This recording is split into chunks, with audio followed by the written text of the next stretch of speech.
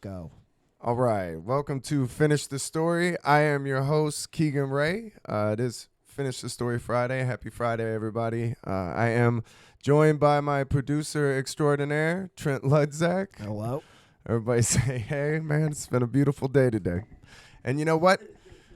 The last couple episodes have just been us two. I know y'all are probably sick of that shit. So we got a guest today. I'm excited about our guest. Ladies and gentlemen, introducing Mr. Chris Davison. Good evening. Man, How you from doing? Savannah. How was Hell the yeah. ride, dude? How was it? Oh, nice drive. Yeah. Put on a couple of podcasts. Nice. Felt really. What podcast? What are you listening to? There were two of them because it's like a 4-hour drive. I had the John Mulaney Good One Jokes podcast. Okay. And then the other one, oh God, what was it? It was this old Joe Rogan podcast where he had this, I think it's Vince something. He was a lawyer in Wisconsin. Okay. And he broke down just how racist the legal system in Yes. Madison, Wisconsin is. Yeah. And he's like, listen, I know you guys think everyone's white up here. Here's all the black people that they've been screwing over for decades. Yeah. And just What, really what brilliant era episode. was this, Joe Rogan? Oh, God. It was... I can't remember if Trump was already president, but it was definitely Okay. before Biden was elected. I can tell you that much. Right. Yeah. That's crazy when you go back and watch those episodes and you see the trajectory of where it's going. You're Oh, like, damn, man. they had no idea. From the Yeah. very beginning, they had no idea where it was headed. It's like, damn, see that shit blow up? I mean, Matt and Shane. I Oh, mean, yeah. That podcast now is the #1 podcast on Patreon. It's a one camera in their living room. Listen, I don't know what your measure of success is, but personally, I want my last name to be a coupon code for Manscaped, all right? Davison, right now. Enter Davison Yeah. at checkout. Blue Chew, get your dick hard. Yeah. That's awesome. Oh, yeah. man. So- Helping American men fuck across the nation. Yes, dude, and they're everywhere. Their advertising budget is outrageous. Like, people are buying that shit Oh, yeah. all the time. Dude, I met a guy that was talking about, he was like, yeah, you know, I gotta quit watching porn. I gotta quit jerking off. And I'm like, dude, I don't think, watching a little porn is a problem. He was like, I was just eating Blue Chews in my room alone. Oh, God. I was like, okay, dude, you need to fucking straighten up. You can't say blue chews plural like they're Yeah, Doritos. yeah, exactly. Like, wait a Like, minute, that's bro. too many. That I know. is... I immediately switched my tone. Like, you know what? Porn is pretty toxic, man. You need to Actually, fucking. hold on. I you wrote need to something. chill out. I'm gonna probably try to test it at one of the mics Oh, on, nice. on the way Yeah, yeah, here. It's not that men watching porn is the problem. It's that men think that it's all based on a true story. And it just changes who they are. Like, men talk about sex the way that Americans talk about Christopher Columbus. There's a lot of, like, men out there was like, I don't know why she didn't orgasm. I was rubbing her India. Oh my god, dude. So I'm going to see if that does anything at a mic Rubbing later. her India.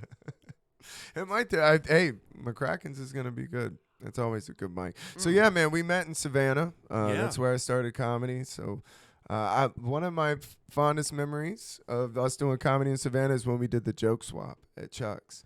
And I got to get on stage and do some of your jokes. And that was towards like the beginning of it. Like, I had never really done like raunchy or like edgy Yeah. jokes. And I did the knee deep in period blood joke.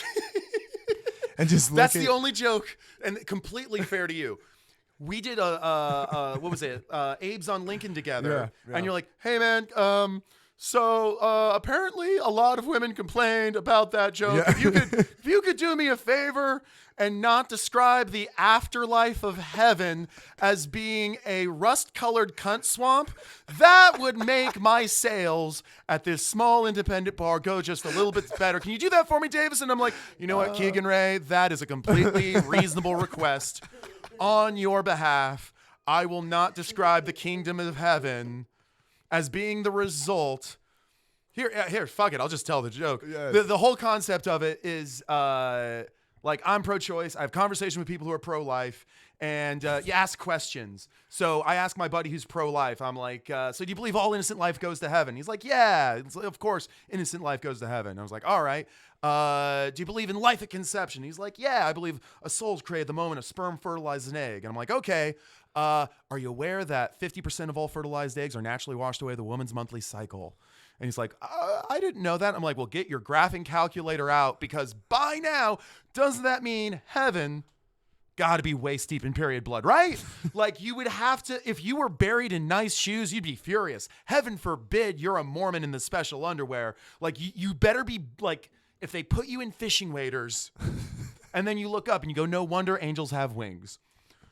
So that was my period of being dislikable in Savannah. Dude, I just remember telling that joke and looking at the crowd and being like, they have no idea what's coming. Like, I'm about to hit them with this shit.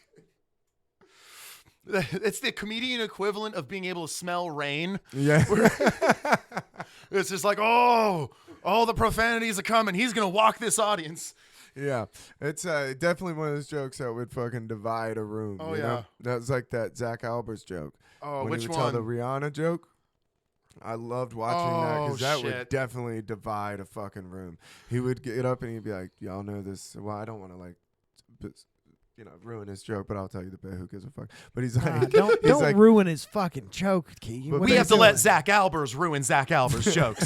But basically, he was talking about listening to Rihanna, and he's like, work, work, work, work, work.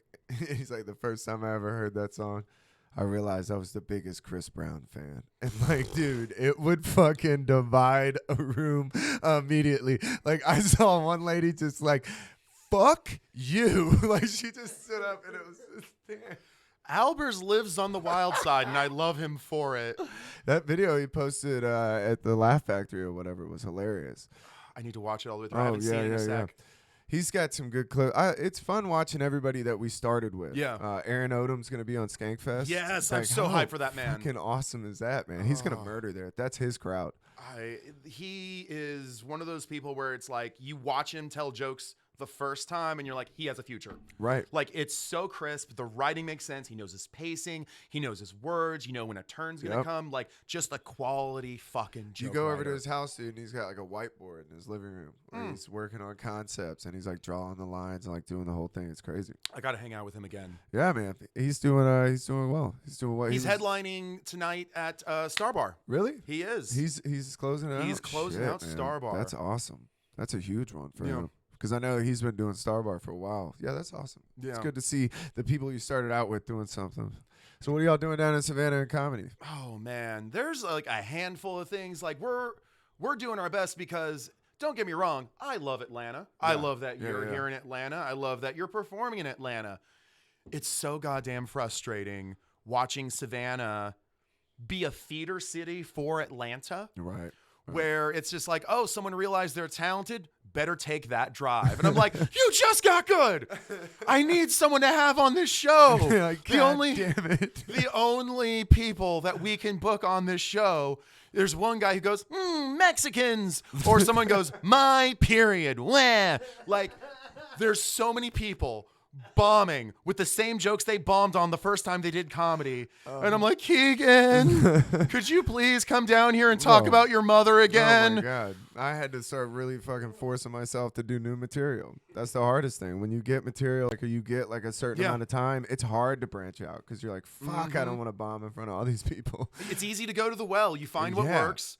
And then you do Weekend at Bernie's 2, and people are like, why isn't it the same? Or people are like, it is the same. And then you're just pigeonholed into this situation. What a great reference, Weekend at Bernie's 2. It is the same. Like, yeah. It's not, though.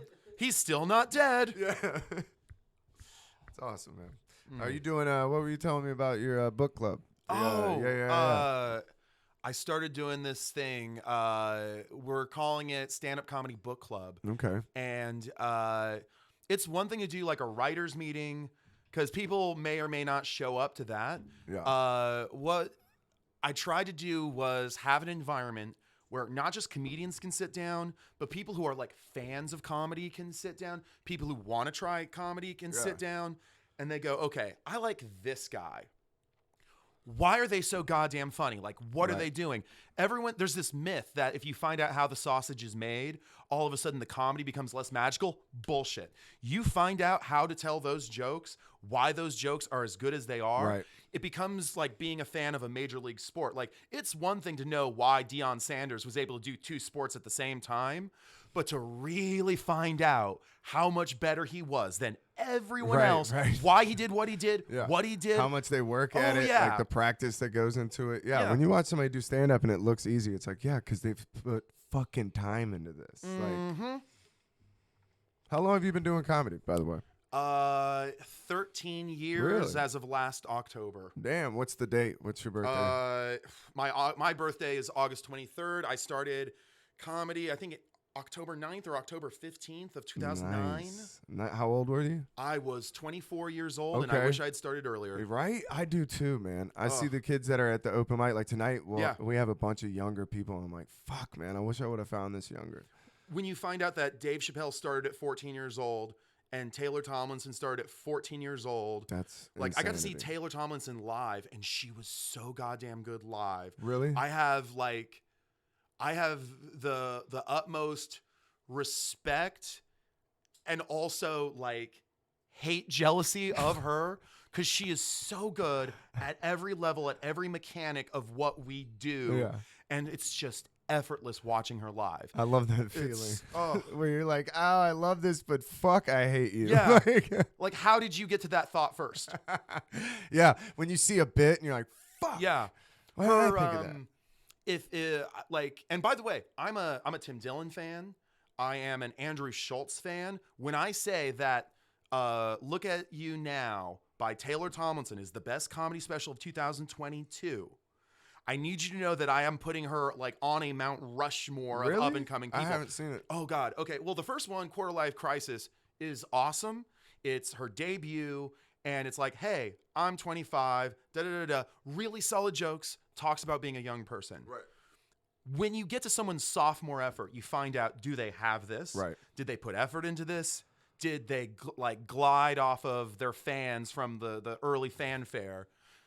The density and the amount of tags in each joke, like her opening premise for that special is, during the pandemic, I got depressed and I cut my own bangs and then I did mushrooms and I wish I had just done the mushrooms.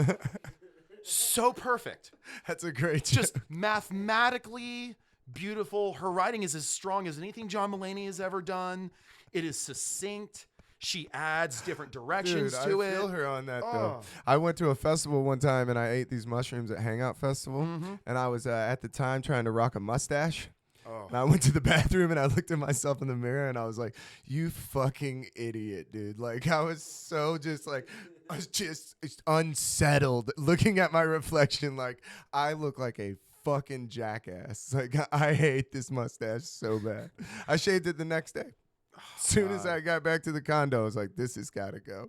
Like, what was I fucking thinking? You mentioned festivals. I've only done one quote unquote festival. God bless him. I can't remember his last name. I know his first name's Tony. Yeah. He's a solid human being. He was trying to do me a favor, but the way he broke it down was, there's this music festival. It's kind of small. When they're breaking down equipment on the stage, they want some comedians to keep people entertained. Oh, no. And then the last band of the night will go on. And I'm like, I'm willing to do that. I'm willing to let people smoke weed over me and not care while I'm trying to get some jokes out. I'll be on a stage. I'll have fun. And I'll see if I can grab him with the first joke. I'll have a good time, right? Oh. Bless Tony's heart. He did his best. I see where this is going. I think everybody in this room has done this before. I love it. I love it. We get there. It's me and two of my buddy comedians. It's me, Edward Southmaid, and John Duke. And they're still in their baby comedian stages at the time, but they're still really funny dudes, and I love them, right? Right. So they're both going up and doing a 5 to 8 minute set apiece, and I'm supposed to go on and close on 20, right? Oh, that's a long time. It is, but at the same time, a long time. I think they were setting up for like a ska band or some shit. Like it took a while. Yeah. Yeah, we got the get-ups and goes. Well, the problems that occur are not what you're expecting. Actually, you know what? I'm going to let you both take one guess what you think goes wrong. We had comedy at a music show. More than that. Wait, Was there a stage? Was that established yet? Yeah, there was a Okay, stage. there was a stage. Okay. I'm going to say the microphone they gave you didn't work, and there was a whole kerfuffle with getting you the correct microphone. That is an honest to God good guess. It happens to be incorrect, but it's a great guess. Yeah, Yeah. was That's a good very guess. common, excellent, Yeah. common problem. Guess what happened to somebody? That happened to me recently. I'm trying to say. Tell me that didn't happen to the show you were on with me. No. Okay. That was. I don't even remember. I'm sidetracking your podcast now. Sorry. Oh, You're God. good. You're good. You're What's good. your guess? You're good. Keegan? I would say nobody would shut the fuck up. A loud crowd. That's always a thing in a music show. Worse. Okay, I'm excited. We get there. They don't put us on the stage while they're breaking things down. They have this dark, unlit tent. And it's like 10:30 at night. Like, we're lit mostly by like stage light that's coming off of the stage, seeping into this like tent thing. No. We have a wireless. Is it a wireless or a cabled? I think it's a cabled microphone. The mic actually works. Nice. All right. That's So- a plus. 101. Tony's introducing us. Tony's trying to get some laughs in between Yeah. then. Some people are actually paying attention to us. Okay. John Duke gets some laughs. How many people are we talking? I would say of the total people actually paying attention to us, if I'm being generous, 15 to 20. In the room though, how many people? It's not in a room, it's outdoors. Okay, all so outdoors. but how many people are in attendance is what I'm saying. I would say in attendance that can totally see us, 75 to maybe 100. See, that's a rough But ratio they're all right wandering there. around. They're all wandering Oh, around. no, that's a tough ratio, dude. Exactly. But you knuckle through it because it's like, I believe in this. Right. All of my heroes have stories like this. Yeah. So John Duke, I want to be the next, so John Duke's on stage, gets some laughs. Who's up next? He gets some laughs. Edward Soudmaid gets some laughs. As Tony is getting ready to introduce me, a woman that I assume has something to do with the business of the venue, like she's about to say hey everybody, the food truck is closing, or last call for alcohol, something business related. Right. Grabs the microphone from Tony and then does not proceed to introduce me. She proceeds to introduce herself and all of her friends. Oh no, this was an audience member? Wasn't an audience member. They were clowns who were wearing firemen. What the fuck? Okay.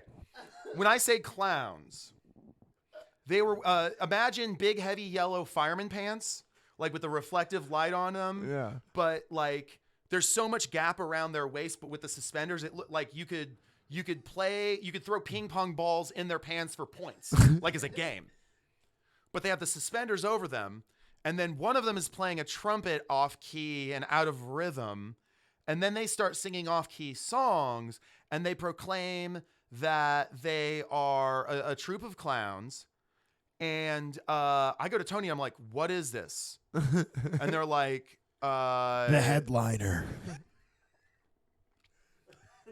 he proceeds to explain to me, let's just let it happen. And I'm like, okay, but I'm going on afterwards, right? And they're like, actually, they're almost done setting up on the stage. This is like 20 minutes of these fucking idiot clowns on Ecstasy eating up all of my stage time. Oh man. And I'm like, and they're like, well, I can't get the mic back. I'm like, oh no, you can. Look, watch. And people are beginning to hold me back. Oh my god. Because it's like, I think Spike Lee has this quote about how 90% of all violence happens when it's above a certain temperature outside. Oh yeah, it's Savannah. It's Yeah. not, it's like, I think Sparta, Georgia. Oh. And it's like 96 degrees, mosquitoes. Oh, yeah. Like, Middle Georgia. I wanted to murder a troop of clowns. That's a tough and fight, bro. everyone- That's a tough fight. And everyone is giving me the most mediocre response because, like, Like, I did jujitsu for 2 years. I'm familiar with violence. It doesn't take much to get this microphone away from them. All it takes is you walk up to them, you grab the mic, and you tell the clowns to go fuck themselves. Yeah. And then I tell them jokes. That's all it would have taken. I was so furious. I just imagine you just fucking choking out a clown. Oh, God.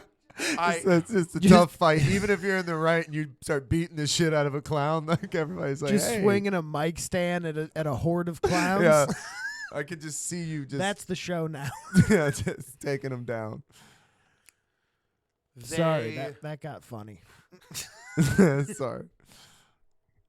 No, it's fine. I think it's They tell me, like, okay, so we'll give you 30 minutes tomorrow. And I'm like, why haven't you thrown these idiot people out of the venue? For like what they've done is a violent act, regardless of whether you think it's violent. Like, they stole from me. Right. The insurrection. Yeah. That's the insurrection of clowns, bro. This is The fucking people- my January 6th, bro. The people on January 6th were far better organized. Yeah. They showed up with zip ties at least. They had goals. Yeah, check those clown pockets. I'm sure there's zip ties in there. You're just pulling out fucking handkerchiefs. If the clowns had been looking for Mike Pence, I would have forgiven them. It's the clown surrection. Oh, God. Okay, so did you get the time? I Fucking... get like less than an hour's sleep because I can't sleep because it's that hot outside, because I find out like I just don't do good in hot spaces. Are you camping? I was in a tent, yeah. Oh. Fucking worst. What a nightmare. Yeah. The clowns... And these people aren't paying me. No, dude, clowns stole your stage time. You're in a fucking sweaty tent, bro. I would be furious. This is, by the way, I thought that this was going to be like a relatable experience when he started this story. When you told this twist, I was like, what the fuck? That's why I was like, was it an audience member? You're like, no, a clown. I was like, what? 6 clowns. I've never been literally haunted Ecstasy. by clowns before. On ecstasy? Clowns on drugs are not like, you can't, that's not the free space in the what happened to me at a festival bingo board. No. How did you know they were on ecstasy? By everything that they were Oh, doing. yeah. Just Like they were visibly, touching each other. visibly They were on so on ecstasy. drugs. Yeah, visibly. You know. Yeah. Yeah, I do know. Sorry. And like everyone's making jokes at my expense because I'm so angry. And that's the last thing you want, is when you're so angry about something, everyone just cracking jokes at you. And I have 2 comedians who are also on other drugs making fun of me being in a bad mood. So I'm just king grumpy shit of the fucking Shroom Fest I would have been 2017 so or whatever. pissed. I would have been so fucking pissed. And everybody's telling you to calm down. You're like, no, I'm not calming down, dude. I'm about to fucking kill a clown. This is about to happen. You're like, we're about to be on the news, clown. Actually, you know what? I realized after the fact, you were right about the mic issues. I didn't have, they didn't give me a normal. Wait, so they gave you a bad, let me guess, they gave you a bad mic and then they walked you a cabled mic that worked. Did a clown bring you the mic that worked? The next day, I am standing on grass next to people sitting on grass. Wait, this is a 2-day event? Yes, 3-day. I only 3 stayed. days? Yeah. Oh, my God. That's a terrible festival experience. It should have been called Wouldn't Stock. Oh.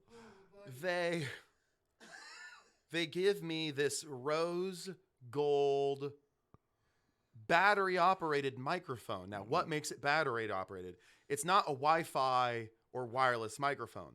It's battery operated because there's a speaker inside the head of the microphone. Dude. And it like when you say anything into it, it sounds like an old T-Pain song. Like it has like auto correct on it. It has auto tune on the microphone. You're using like a Yeah. Walmart T-Pain Yes. microphone. That's so ridiculous. It may have said American Idol on it. Oh my God, dude. And I'm just like, I tried it with the microphone and I'm like, nah, fuck it. Like the goddamn clowns aren't going to be able to take this away from me. And like, I think Tony gave me the, hey, watch it. And I'm just like, there's nothing that you can do to me that is more of a punishment than what I went through last night. Yeah. That's I do a 30-minute set. I feel good about it.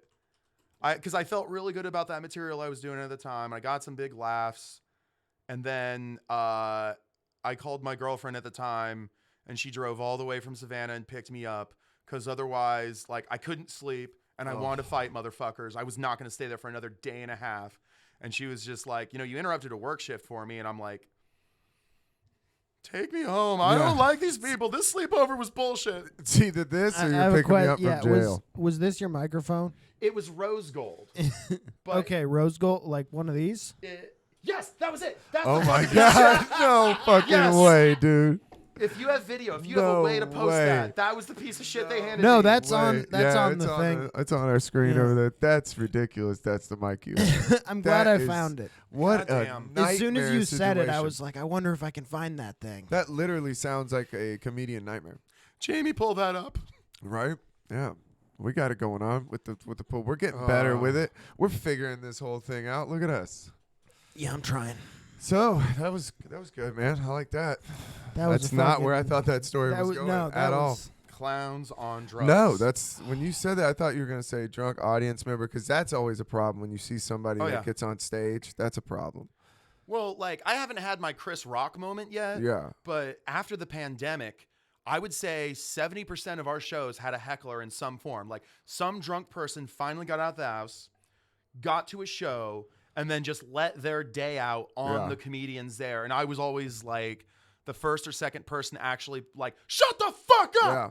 Yeah. Nobody likes you. See, here's my hot take. I think that one of the things that's happening with comedy is that everybody's doing the clips now. And so people that don't ever go to comedy shows, they're seeing like, oh, I can be a part Yeah. of it. Like I'm helping the show. I want to be on Matt Rife's TikTok. Right, And it's right, just, right. oh, I fuck seriously you. think that it's kind of changing the like how comedy is perceived, and people are like like you do see it more. It's so bizarre, man. And everybody's filming everything, and they want that clip. They want that heckler clip. They want that interaction. It's a weird thing.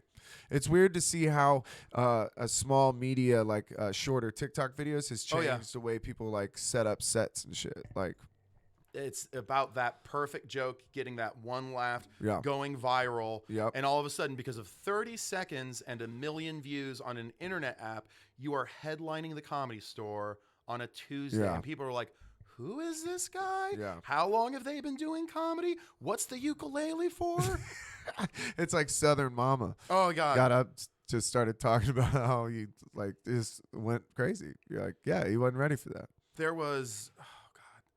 Speaking of like open micer stories, there was this one woman, I can't even remember her name, but she had one voice, but she had 4 different jokes, but it was the same joke. Yeah. And the way she would do it, it was 4 different jokes, but it was essentially the same thing because it was her impression of a deaf person, her impression Never of goes well, by the way. Never goes well. I've heard a it a couple special of needs times. person, Yeah. a person who was yawning, Okay. and then what was the last These one? are terrible impressions. But no, Like- but it was all like- the same voice. Is she would set up a situation, and then the person with this No, voice dude, that's would never- make a blowjob joke. That's never. It gonna was the do same joke, though. It was rinse and repeat the same joke because she had one voice that worked. That's and it's like, oh, insane. I'm just going to keep doing this joke. Oh, that's insane. Yeah, open mics, you're literally dealing with crazy people. Anybody can get up on stage. That's what I try to tell people that come to like open mics to see me do comedy. I'm like, it's a different thing. Like, when you're at an open mic, like this is a different thing. I can't control what's happening. Yeah. I can't control that the dude right before me did the fucking speech from American History X. You know, like I can't control that. Like I literally, dude, that's a true story. I was guest hosting a mic at the Strand. It very much matters which speech, because at a certain point you can tell. It's like if he has his haircut a certain way, like he watches the first half of the movie, jerks off, and then just imagines that's how it ends. Yeah, he's never like he seen doesn't the see him end. in prison. Yeah, he's never seen the Do end. you want me to pull that up? No. It was, dude, I was hosting, and literally I start looking around the crowd, and the dude's going into it, and you slowly saw people like looking around like they recognized what it was, and then it was like this unsettling where everybody's like, where is this headed to? Like, I'll tell is you he gonna exactly. pull a gun out like after this? Like, and I'm hosting, and they were like, "Get him off stage." I said, "Are you out of your fucking mind? Get him off stage and get shot first, bro." Yeah. I'm out. I'm slipping out the back door. Here's where it ends. It's Scott Corcoran curb stomping a gang member, Yeah. and then he sings All Star by Smash Mouth. That's the bit. I was like, dude, this is, and it's, you're dealing with that. You're literally dealing with, I mean, we have people that get up every week and it's terrible. Yeah. And it's just like, they do the same thing. It's like, what is going on in your life that you need this? If I was bombing every week, I couldn't deal with that. The bombing hurts so bad for me. I'm like, I could not keep putting myself through that. Oh, it's even worse when you're trying to work on an edgy joke and you're going up like 8th or 9th. Like you have, like I try to write jokes very carefully where I have an accessible joke at the front, like a transitionary joke in the middle where I get a little bit edgier, and then whatever the edgiest thing is, I put it at the end. So like, you know, just test it. And I try to make it work. But when you're following a person who is going on stage with their nipples out and going, I am a voice of free speech, Jews. Oh my God. There's nothing you can do to follow that. No, you're like, bro, whatever thing we had Yeah. going, you just fucking ruined it. Like, yeah, that's an open mic in a nutshell. Yeah. And then like, I've had it happen where, like I've had the punchline be, like aggressive sex. Yeah. Like the punchline is, I remember the tag. I was talking about how this is fucked up, but if you find a girl who has like kinks, like the best thing you can do as a man is just listen to her. Listen. Like, cause a lot of girls think that it's just like, oh wow, he remembers all of the things I've been through. I'm like, no. I can listen to what you've been through and know where to put my thumb in bed. That's the sentence. It's like a really kind of graphic sexual tag. Yeah.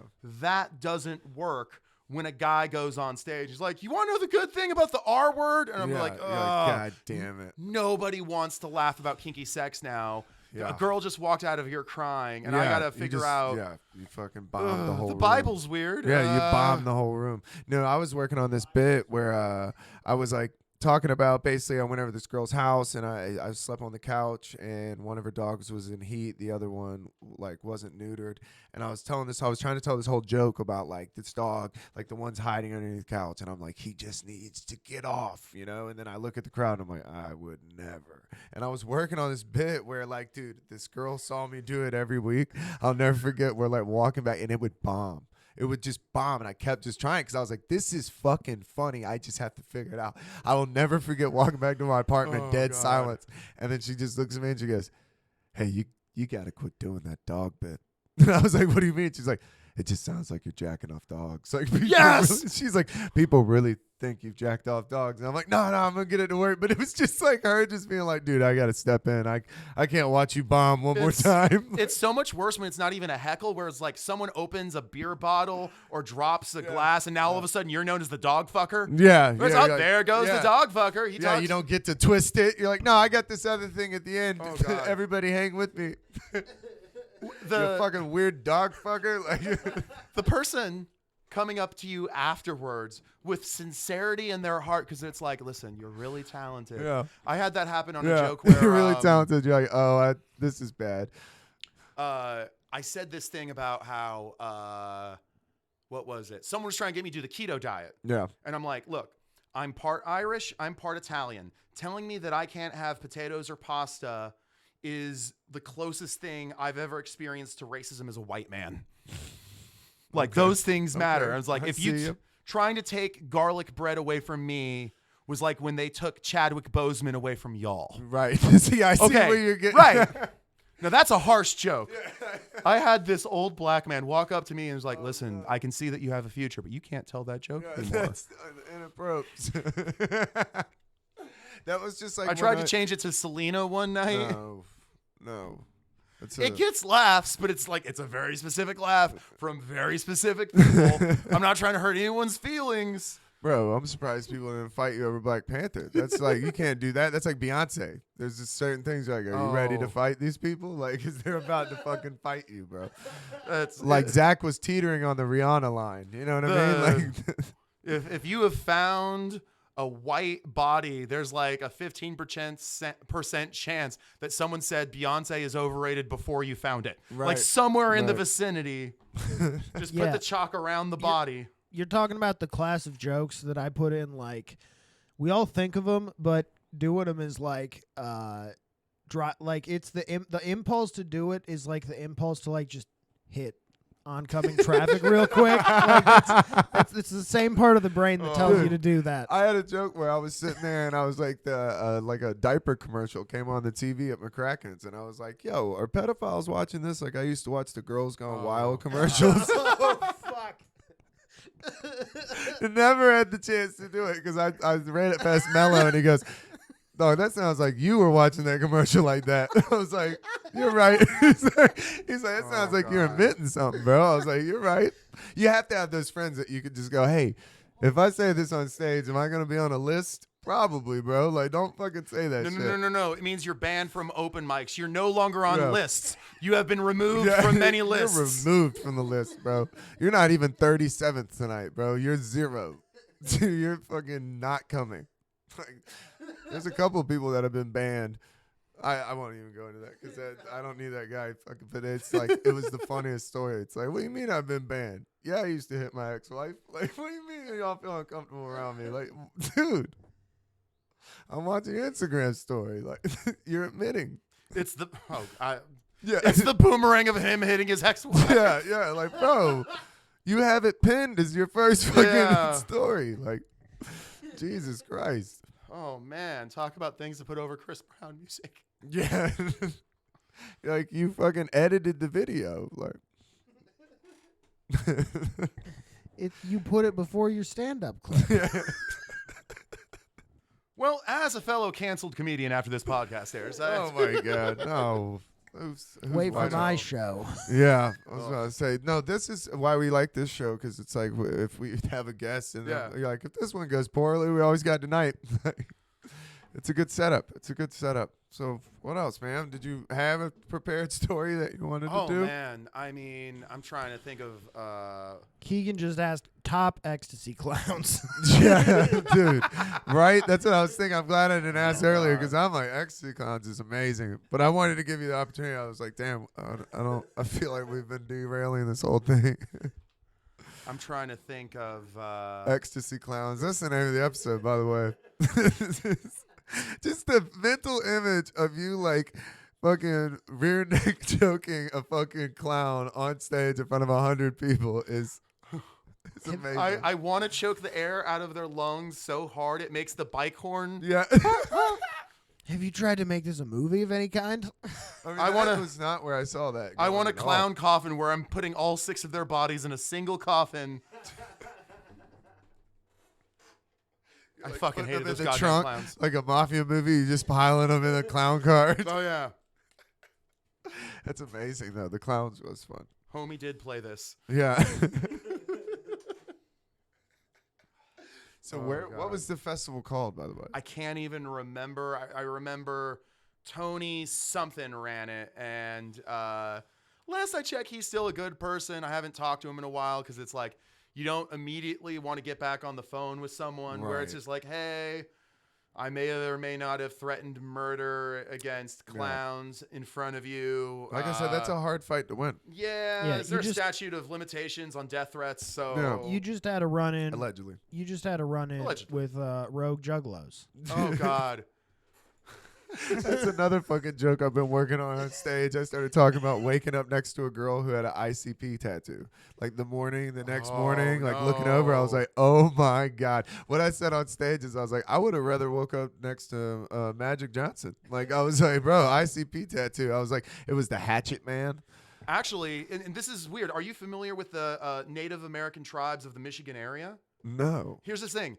ICP is this old indigenous phrase that translates to get tested. Like, Yeah, you better yeah, have worn a immediately, condom. immediately. Get tested I was immediately. just like, I felt like fucking Forrest Gump. Like, Lord, make me a bird so I can fly far, Oh. far away to the urgent care. Like, yo, I need the 12 panel test, bro. Oh, She man. was a juggalette. You could have ran.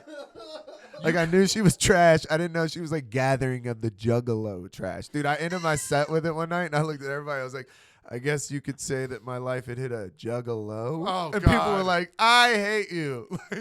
Where was the tattoo, by the way? Oh, right here on her hip. Of course it was. Yeah. I didn't see it. It was I just didn't see it. It was awful. It was Oh. like, dude, like a horror movie. Like, I saw it, and I was like the Hatchet Man. I was like, oh my God, dude. I'm going to be married to this chick. She's going to be walking around with these fucking Cookie Monster PJs on. Like, this is my life now, dude. chugging Yeah, Fago, Faygo, dude. whatever that shit's called. Your child would be born with Flamin' Hot Cheeto dust on their lips. Because it came out of the tit. Oh like my that's. God. It was like that really was where I was like, I got to rein this whole thing in. I'm you- making bad decisions. You could run your fingers up and down the shaft of your cock and like feel written in braille the herpes that spell out you have gonorrhea. Yeah, I was just like, oh my God, dude. You just you go to pee, it doesn't burn, it's just Faygo. Like I'm pissing fucking bright blue. Oh man. I got the juggalette. This rye flavor. Yeah. Get a bucket, we can reuse it. The child is born with a face paint because it's a white trash Oh. birthmark. God. Imagine that coming to fucking Christmas with a juggalette, dude. You're like, could you not wear the face paint? My fucking parents are here. For the love of Christ, wash your goddamn face. Oh Like, God. You could show son, that. your mom is retarded, dude. This music is fucking terrible, bro. Send that Christmas family photo to Governor Greg Abbott in Texas, and all of the abortion bans will be Yeah. overturned. I mean, I could not believe it, dude. I was just like, I'm fucking up bad, you know? Oh. Like, I'm allowing my dick to lead me to a back alley in Korea, you know? Like, like, oh, the places you'll go. Like, you know, like you're just following it like this fucking bloodhound that's just running. What a Oh, specific man. reference. It's for the Finish the Story fans. You had Wu Long meat market pussy. Yeah. Like maybe COVID-19 broke out of here, maybe it didn't. Yeah, it was not good. Suwon. Not good. It's just not good. It's that realization where you're like that post-nut clarity of like, oh, I'm a gremlin. Like, this is not good, dude. This is not good. Like, my whole behavior changed. Where are we at on this, by the way? Where are we at on time? 42 minutes. You want to call it? How you feeling? I feel amazing. This is a lot of fun. All right, man. We're going to call it. Thank y'all again. Thank you to our guest, Chris, man. It's always fun having you on. Hey, thank you for having me. All right, man. See ya.